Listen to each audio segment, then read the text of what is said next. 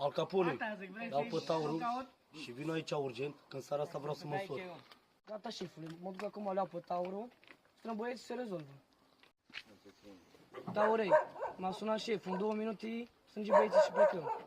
Mă iau băieții și în 2 minute viu după tine, se rezolvă.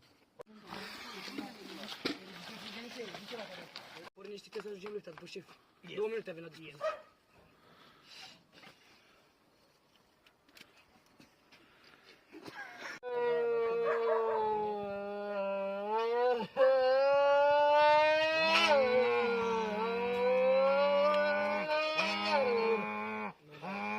Fratele meu, Boica, vezi că în seara asta mi-a spus o sursă sigură că vrea să vină bulangiul ăla după sora mea și vreau să rezolvăm, ok?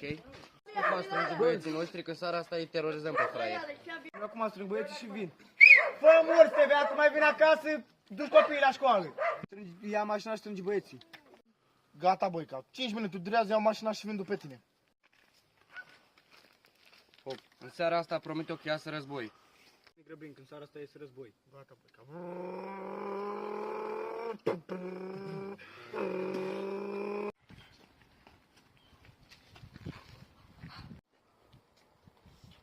Al Capone, în seara asta trebuie să jucăm frumos, frate. În seara asta îi luăm pe toți în aer. Șefule, face cum zici tu. Poate mă trebuie. Nu miroasa bine, ăștia ne pregătești ceva. Sora aceea, știi băieții cartierul ăsta aia nostru tot.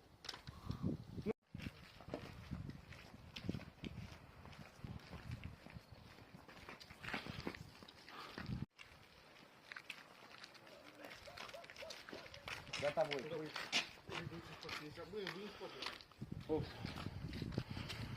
Ia zi, fraiere, unde te duci? Credeai că nu dau de tine? Pula mea ți-i toată la calea, mă. Tu unii pula mea și pula mea mă oprește pe mine pe drum. Sângem pulă și vrei să te însori, mâine la ora 10 ne dăm în întâlniri pe stadion și demonstrezi ce poți. Viu acolo la ora 10, sunt acolo pe stadion, ne întâlnim, poate nu vei. Asta o să fie grija ta. Păi nu, frate.